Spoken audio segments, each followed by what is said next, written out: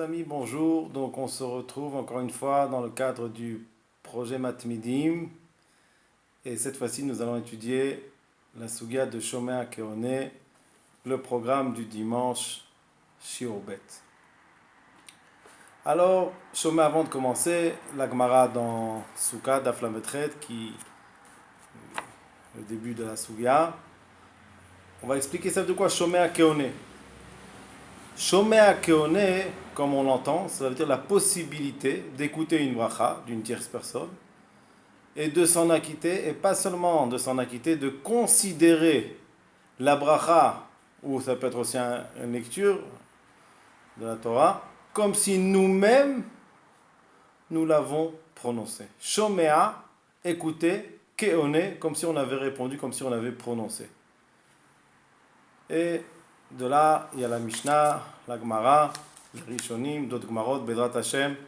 La Suga, elle est pleine.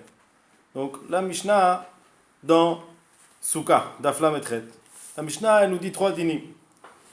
Mi she'aya eved, o isha, o katan, makrin oto, one acharehem, ma she'hem omrim. Vetavolo me'era. Qu'est-ce que nous dit la Mishnah? Celui qui avait un esclave, une femme, un enfant, pour lui lire le Hallel, parce qu'en l'occurrence la Gemara, la Mishnah nous parle de la lecture du Hallel, donc il veut s'acquitter de la lecture en écoutant une de ces trois personnes. Alors pour s'en acquitter, il doit répéter mot après mot, Vetavolo me'era, et par contre il aura une malédiction. Rachid nous explique pourquoi, parce que s'il n'a pas appris, il doit apprendre. Et si il connaît, alors comment ça se fait qu'il utilise un tel shaliach, un tel envoyé pour s'acquitter du Hallel? Il devrait lui-même le dire. Il devrait lui-même faire la louange à Kadosh Baruch Hu. Donc c'est pour cela que la Mishnah nous dit Tavolo me'era, que vienne sur lui une malédiction. Ça c'est le premier enseignement de la Mishnah. Deuxième enseignement, Imaya Gadol Makroto. S'il veut s'acquitter par un shaliach, c'est pour un Gadol. Alors la Mishnah nous dit, il suffit que on est acharav alléluia, qu'il réponde après ce gadol, cette personne adulte, alléluia, alléluia, après chaque phrase. Ça c'est la deuxième halakha. Troisième halakha, makom shenahagu lichfol.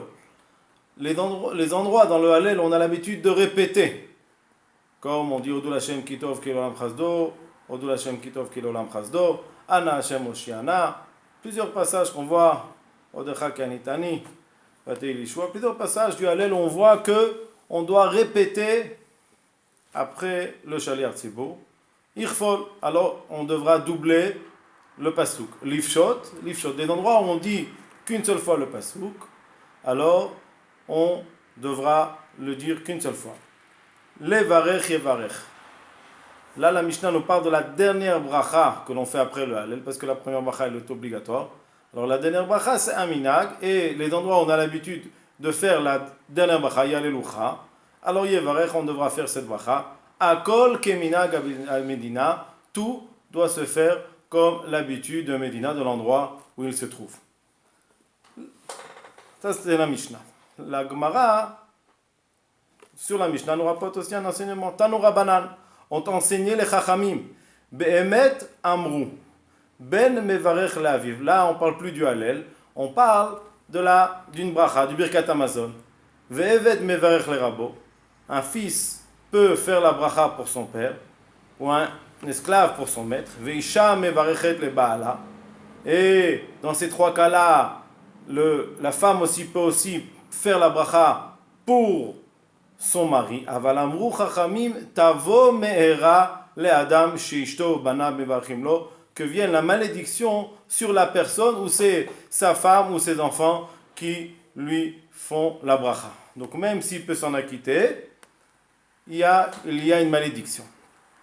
Donc là, on ne va pas rentrer dans les détails de quel cas on parle, c'est toute une sugia. Mais en fait, la Gemara a voulu nous ramener cette halakha, cette braïta, pour nous citer d'autres cas où aussi il y a me'era, il y a une malédiction à celui qui s'acquitte par sa femme ou ses enfants ou son esclave. après la Gemara revient au Hallel. Amar Rava. Ilcheta, gvirta ika le mishma miminaga de Hallela. Donc, il y a une grande, Ilcheta gvirta, des grandes halachot qu'on peut déduire du Hallel. C'est-à-dire que si on fait le Hallel comme avait l'habitude à l'endroit de Rava le faisait, contrairement à nous, il avait plusieurs minagim que la Gemara va détailler, et de tous ces minagim que Rava avait l'habitude, alors il cheta gvirta, de grandes halachot, importantes halachot, on pouvait apprendre de leur minag, des halela, de leur halel. Alors, là où se trouvait Rava, comment ça se passait? Première halakha, première minag qu'ils avaient, ou Omer, Alléluia. Lui, le Chazan, avant de commencer son Hallel, il faisait la bracha, et une fois qu'il a fait sa bracha, il disait Alléluia. Et pendant ce temps-là, tout le monde se tait. Ve'em onim Alléluia. Et après, eux répondent Alléluia. Donc, c'est un mina qu'eux avaient à l'endroit de Rava. Mikan, de là on apprend, chez mitzvah la'anot Alléluia. Donc, d'après Rava, il y a une mitzvah de répondre, avant de commencer le Hallel, le mot Alléluia. Ça, c'est la première halakha qu'on apprend du mina que eux avaient. Deuxième mina qu'eux faisaient, ou Omer Alléluia Avdei Hashem, ils commençaient à dire le Hallel qu'on connaît. Eux ne répétaient pas après lui Alléluia Avdei Hashem, ils disaient Alléluia. Ils répondaient, même, il faut savoir qu'à l'endroit de Rava, tout le monde savait dire le Hallel. Et le Hallel, il était récité ensemble, tout le monde ensemble le récitait. Seulement, il y avait quelques changements par rapport à ce que nous, on a l'habitude de faire. C'est-à-dire, le premier changement, c'est ce qu'on a dit, c'est qu'eux répétaient avant le Hallel, Alléluia. De là, ils nous apprenaient la mitzvah de dire Alléluia avant de commencer le Hallel. Et c'est étonnant, aujourd'hui, les commentateurs se posent la question, pourquoi, s'il y a une telle mitzvah, pourquoi aujourd'hui on ne fait pas cette mitzvah? Mais ça, ce n'est pas le sujet d'aujourd'hui. La deuxième mina qu'ils avaient, c'est que lorsqu'ils commençaient à Alléluia Avdei Hashem, donc ou Omer Alléluia Avdei Hashem, Ve'em Omrim Alléluia.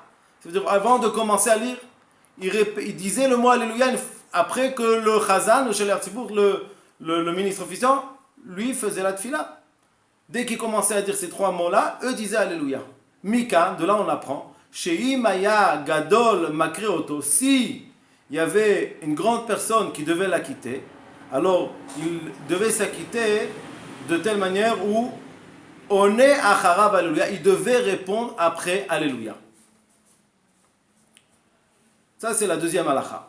Qu'une personne qui veut s'acquitter, c'est cette halakha-là, on la voit aussi dans notre Mishnah, et dans l'endroit de Rava, ils avaient l'habitude justement de conserver au début du Hallel ce minag-là, de dire Alléluia, pour qu'on apprenne de ce minag-là que celui qui veut s'acquitter pouvait s'acquitter en répétant après que le Chazan, quand le ministre officiel dit le Hallel, répondre à chaque fois Alléluia. Le fait de répondre Alléluia permettait à celui qui voulait s'acquitter de s'acquitter rien qu'en écoutant le Hallel et de répondre en répondant Alléluia. Ça c'est la deuxième halakha. Troisième halakha qui Rava nous amène, ou Omer Odou Lashem Ve'em Omrim Odou Lashem Mikan She Mitzvah La'anot Rashi Prakim. Troisième mina que vous avez l'habitude de dire, c'est comme dans le Minak Sfarad aussi, on le fait aussi, quand le Minak Ashkenazim aussi, ils le font aussi, eux ils répètent à chaque fois Odou Lashem Kitov, mais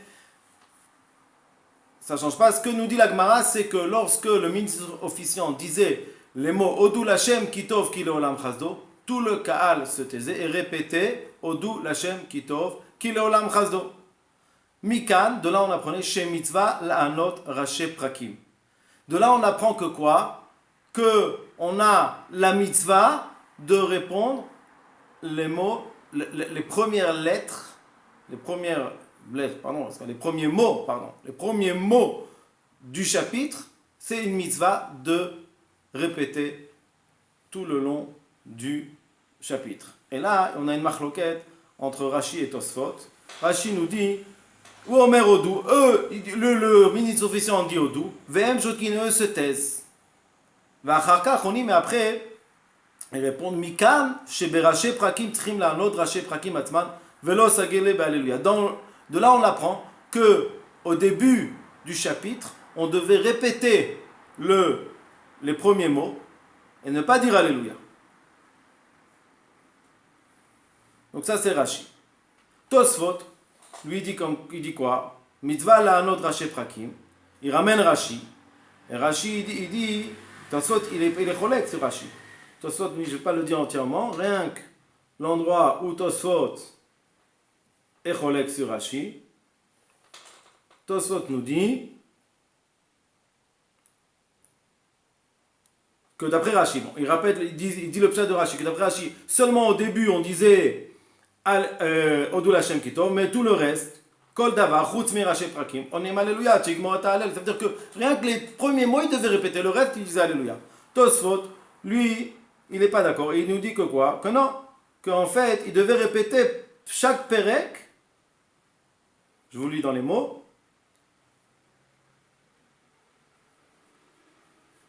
עונה ראש פרק על כל דבר ודבר עד סופו וכן פרק שני, עונה ראש פרק שני ועל כל דבר ודבר עד סופו וכן כולם.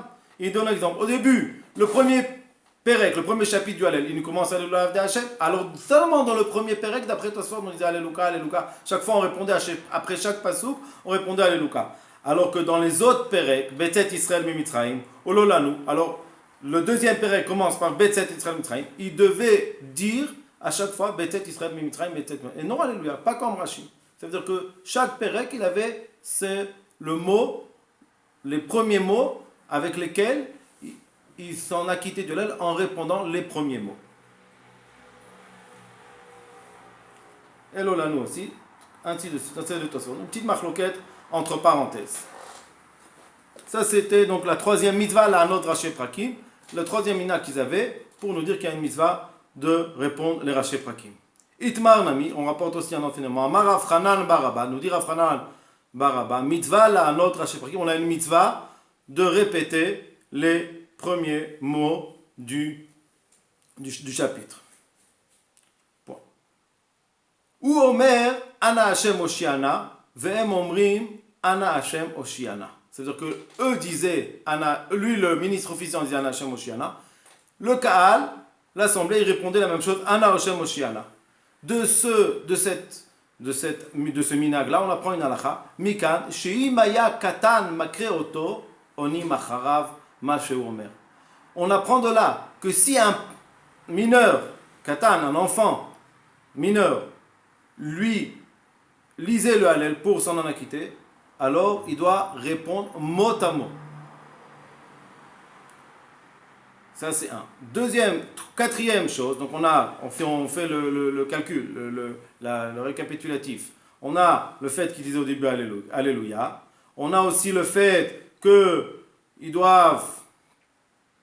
donc le premier c'est Alléluia. Omer Alléluia, Vem Orim Alléluia. Après quand il dit Alléluia Avdei Hashem, eux ils disent Alléluia. Deuxième halakha. Troisième halakha que nous avons, que Odou Hashem Kitov, on a la mitzvah de répondre les premiers chapitres. Quatrième halakha, Ana Hashem Oshiana, on apprend de là que si on devait s'acquitter par un enfant, on doit répéter mot à mot. Cinquième halakha, Omer Ana Hashem Aslichana, Vem Omrim Ana Hashem Aslichana. Si quand il dit Ana Hashem Aslichana, eux devaient répéter après lui Ana Hashem Aslichana. De là on apprend Mikan, Sheim Baim Lichfol, Kofel. Si on doit dire deux fois le pasouk, Kofel. Il doit doubler le pasouk. Alors vous allez tous demander si lui dit une fois. Et eux, ils répondent, chacun l'a dit une fois. On a dit que si on doit doubler le pasouk, alors on doit le doubler. Personne n'a doublé. Alors c'est Rashi pose cette question, Rashi explique. Eux, ils avaient l'habitude de répéter Ana Hashem Oshiana pour nous dire que nous apprendre que quoi? Siman Zeladat pour nous faire savoir celui qui veut dire deux fois le pasouk, quand on doit dire deux fois le pasuk, kofel, il doit le dire deux fois. Comment c'est possible? Share shomea keone. C'est-à-dire qu'en fait, en entendant le ministre officiant, le chazan, nous dire Ana Hashem atzlichana, alors c'est comme si on l'avait dit une fois. Et quand on le répète, après lui, ça nous fait deux fois. Ça, c'est comme ça nous explique Rashi. Maintenant, vous allez me demander ce que Rashi continue. Rashi pose cette question. Il ne comprend pas. Pourquoi apprendre de Ana Hashem Oshiana la halacha que on doit répéter mot à mot après le mineur pour s'acquitter du Hallel, et pourquoi on n'apprend pas du Ana Hashem Atzlichana et vice versa? Pourquoi on n'apprend pas le digne de Kofel de Ana Hashem Oshiana? Rashi dit Inachinami, c'est vrai. C'est-à-dire qu'en fait, on a plusieurs changements dans le Hallel, et chaque changement, chaque minag, ça vient nous rappeler quelque chose, mais effectivement, c'est pas forcément l'un de l'autre, ça peut être aussi l'inverse. Ça peut être aussi l'inverse.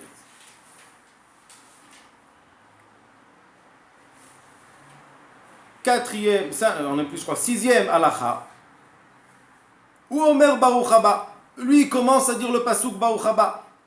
Ve'em omrim, et eux répondent Beshem Hashem.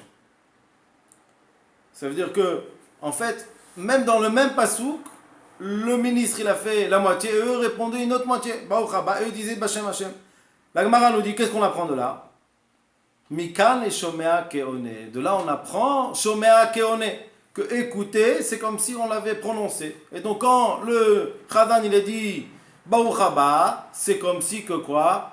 Que eux eux-mêmes avaient prononcé Baruch Haba, et donc ils peuvent terminer le pasuk. Ils peuvent terminer le pasuk. Rashi nous dit, Baruch Haba somchim alav, quand lui il dit les mots Baruch Haba, eux comptent sur lui. Ve'enonim lo atevot atzman velo alelu. Et dans ce cas-là, eux ne disent rien. Mikan ilmad, de là Rashi dit on apprend une grande halakha. Le she'eno yodea lo likro, celui la personne qui ne sait ni lire velo la'anot, et qui ne sait même pas répondre. Im shama vekiven libo lishmoa, s'il a écouté et il a eu la kavana, ça veut dire que ça ne suffit pas d'écouter, il faut aussi avoir l'intention de s'acquitter de ce qu'on écoute. Afal pichelo ana, même si il n'a rien dit, yatsa, il a été acquitté. Et donc c'est un plus grand chidouche, parce que jusqu'à maintenant Shomea Keone, la question que peut se poser Shomea Keone, si on le voit de l'ikfol, parce qu'on a dit comment on peut, c'est quoi l'ikfol? C'est-à-dire l'endroit où on doit dire deux fois. Alors le ministre officiant il dit Ana Hashem Oshiana, et eux répondent en disant Ana Hashem Oshiana, et de là ils ont dit deux fois. Alors donc pourquoi on voit plus le digne de Shomea Keone dans la suite de la Gemara où lui dit, le Chadan dit Baruch Haba Beshem Hashem, eux répondent Beshem Hashem, lui dit Baruch Haba, seulement Baruch Haba, eux répondent Beshem Hashem. Pourquoi on voit plus le digne? Là Rashi nous dit, on voit encore un chidouche de plus, que pour Shomea Keone, on n'a même pas besoin de répondre. Contrairement peut-être à Ana Hashem Oshiana, comme si on avait répondu. Mais Baruch Haba, eux l'ont pas dit. S'ils continuent le pasuk Beshem Hashem, ça ne veut pas dire qu'ils ont répondu. Ils ont continué. Mais sur le Baruch Haba, ils n'ont fait qu'écouter. Ils n'ont même pas dit Alléluia. Donc de là, on voit un grand yesod que quoi? Que d'après Rashi, le simple même fait d'écouter, même sans répondre, il suffit pour s'acquitter. Et c'est considéré comme si nous-mêmes, on avait prononcé le pasuk. Et donc de là, Rashi dit un grand chidouche. Rashi dit de là un grand chidouche. Qu'est-ce qu'il nous dit Rashi? Vechel la mitpalel betzibur. Ça peut être dans le cas de chacun d'entre nous. Celui qui fait cette fila pendant avec tout le monde, betzibur. Veshaliar tzibur, Omer, et lui, il est dans son Shmona Esrei. Le shaliar tzibur, il dit le Kaddish. Oh yesh meraba. Alors comment il va faire? Est-ce qu'il répond? Il répond pas. Qu'est-ce qu'il fait? Rashi nous dit que c'est simple. Ishteku betfilatam. Se taire. Veishmeu bechavana. Et ils doivent répondre ce que les gens répondent. Varem keoni. Mais c'est considéré comme si dans mon Shmona Esrei, dans ma tfila, j'ai répondu au Kaddish ou à la Gdusha. Ils disent Kaddish ou Yeshmer Rabba, mais je crois qu'il rectifie, c'est Gdusha. fait Gdusha.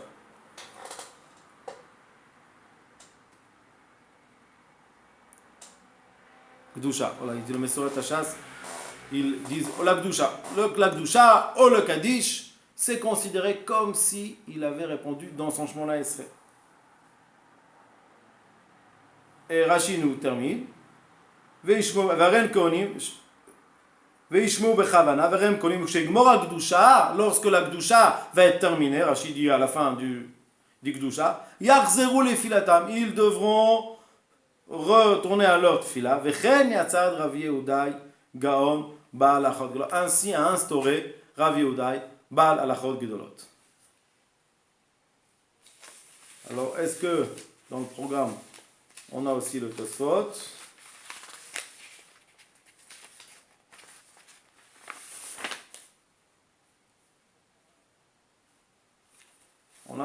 On a obligatoirement le Tosfot. C'est dans le programme de demain, peut-être dans le programme de demain, dans le programme du lundi. Donc on ne va pas rentrer dans le Rashi et Tosfot parce que c'est le programme du lundi. On va terminer la Gemara. Et Bezrat Hashem, dans le programme du lundi, on rentrera dans la marque de Rashi et Tosfot. La Gemara, elle continue. La Gemara nous dit,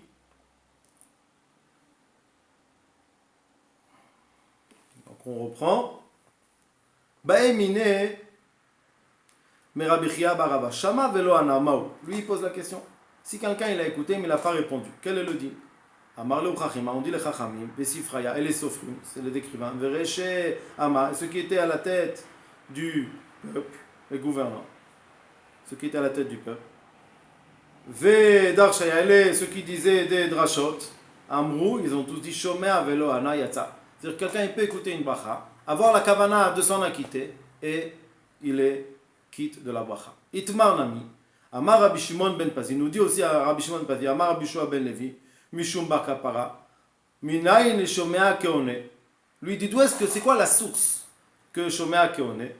Et là, la Gemara rapporte un pasuk dans le Navi, Et Advarim Asher Kara Yoshiyahu. On dit que voici les choses qu'a lu Yoshiyahu. Donc lui, en fait, Yoshiyahu, si je me rappelle bien, ça parle qu'il a trouvé un écrit. Dans cet écrit-là, il y avait écrit la paracha un vieil écrit où il y avait la paracha des klalotes. Et donc il avait dit, s'il y a écrit les klalotes, ça veut dire qu'on doit, c'est un siman, c'est un signe du ciel qu'on doit, les klalotes, les malédictions qui a marqué dans la Torah, si on est tombé sur ce passage de la Torah, ça veut nous dire qu'on doit se remettre en question et faire tchouva. Mais la question est que la Gemara répond Vechi Yoshiyahu Karan. Ce qu'ils ont trouvé, c'est pas Yoshiyahu qui a lu. Valo Shafan Karan. C'est Shafan qui a lu. Dirti Vaikrou Shafan. C'est Shafan qui les a lu. Lifnei Amelech. Et là, Mikan, de là on apprend.